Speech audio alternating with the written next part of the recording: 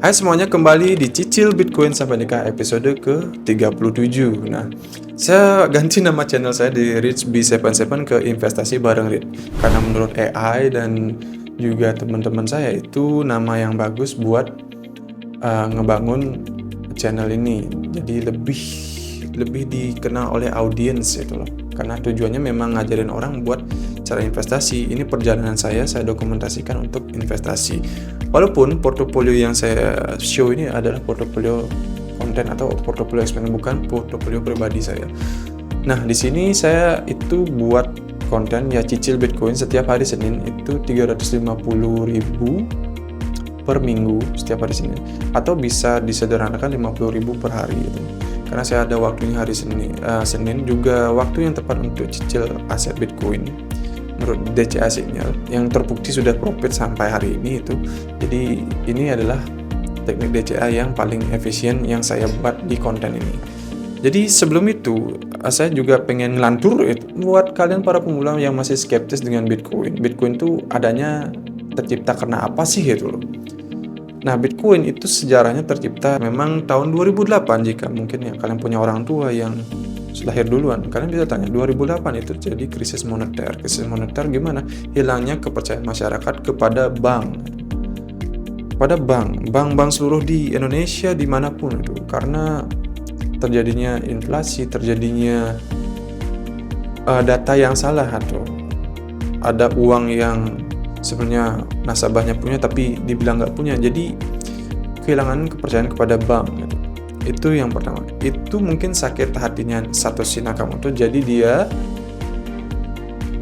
Satoshi Nakamoto itu orang atau grup ya, jadi membuat grup dari IT ingin membuat program yang namanya blockchain pertama itu Bitcoin yang berjalan sukses ya.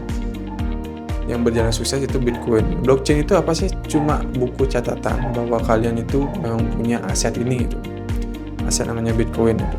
Jadi bank itu juga sama sistemnya. Cuma dia kan dipegang oleh pihak ketiga, masih ada orang yang mengontrol. Ini dia pengen nggak ada orang yang kontrol. Jika kamu kirim uang ke orang lain, misalnya dari saya Rich kirim ke Singapura. Jadi itu tinggal jentikan jari langsung kekirim dan langsung tertulis di blockchainnya.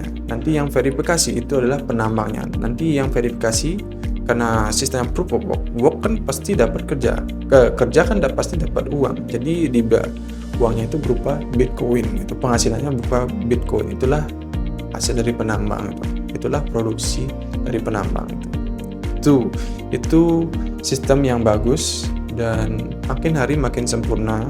Karena komunitasnya Bitcoin itu gede sekali, terus tidak ada yang mengendalikannya, alias desentralisasi, tidak sentralisasi. Tuh, apa bedanya dengan bank? Kalau bank, misalnya bank ini, saya pengen transfer ke Singapura, ke bank itu, gitu. Saya pengen transfer dari bank ini ke Singapura itu pakai Swift code. Nah, pakai Swift code itu uangnya bisa nggak nyampe. Bahkan berhari-hari harus konfirmasi sana sini banknya dulu, bahkan hilang di tengah jalan. Jadi itu kan nggak bagus artinya Swift code. Jadi kita pakai teknologi terbarukan Bitcoin, dari sini tinggal sana. Mungkin kalau pakai jaringan yang bukan lightningnya itu mungkin ya 2-30 menit itu. Cuma kalau pakai lightning langsung aja transfer 1 menit udah sampai. So itu keenaannya Bitcoin. Itu terciptanya Bitcoin dari keresahan seseorang yang tidak percaya dengan pihak ketiga, bank dan sistem keuangan kita. Dan sekali lagi dia juga nggak percaya dengan uang karena bisa dicetak terus. Loh, kok uang dicetak terus? Jadi negara bebas kan, nggak ada yang audit juga. Kayak The Fed, Central Bank Indonesia. Yang audit sih ada BPK, tapi kan pasti dicetak terus buat ekonominya jalan terus kan gitu jadinya. Jadi inflasi itu bakal jadi momok, suatu yang sangat gak enak. Tapi yang bikin orang kaya makin kaya, yang miskin makin miskin. Makanya Satoshi Nakamoto batasin sampai 21 juta aja Bitcoin. Dan itu pun ada yang hilang juga Bitcoin. Jadi ya gimana? supply-nya akan semakin sedikit. Kita akan berebut yang sisa-sisanya ini aja, itu yang di exchange, yang di mana lah itu akan jadi rebutan. Nah, itu aja ngelanturnya hari ini. Jadi saya harap kalian mengerti. Jadi yang belum ngerti, kalian bisa komen di bawah supaya kalian tambah ngerti. Dan gimana cara belinya, saya ada link exchange. Kalau mau support boleh, itu pakai Indodax, sudah terbukti bagus, punya proper reserve juga, dan sudah pernah kena hack dan bisa lewati rintangan tersebut.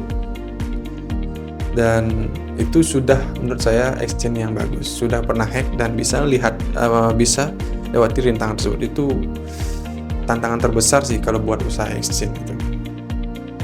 Dan saya makin percaya jadinya itu. Oke, tapi saya nggak disponsori sama siapapun. Kalau mau support boleh, kalau nggak saya mau pakai pintu, saya mau pakai trip, terserah kalian. Itu pilihan kalian. Saya punya banyak exchange soalnya, nggak di Indodax saya, cuma hari ini pakai HP legendaris ini, saya pakai Indodax itu. Buka Indodax kita dulu. Nah di sini harga kita langsung ke Bitcoin-nya aja, nanti walletnya sendiri belum saya belanjakan. Kita langsung ke harga Bitcoin. Itu hari ini harganya 1,843 miliar, itu setara dengan 112.000 dolar atau 113.000 dolar. Itu sekitar segitu harganya. Kita akan beli 350.000. Selanjutnya beli sekarang. Nah, kita udah dapat 0,0001 Bitcoin. Kita akan kembali, kita akan lihat wallet kita gimana. Oke. Nah, karena ada penurunan harga, sempat spike ya karena Maret 22 Agustus ya, karena ada FOMC itu pidatonya Jerome Powell, jadi spike ke atas, sekarang turun lagi gitu. Jadi kita dapat harga yang lebih murah itu. Jadi total kita punya itu 0,0079 dan kita masih profit. Itu 1.697, 1 juta, 6. Itu untuk update portofolio kita.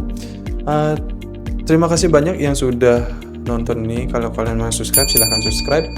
Itu akan bantu saya dan nyebarin kebaikan ke kalian yang pengen tahu investasi itu. So, sampai jumpa di episode selanjutnya. Bye-bye.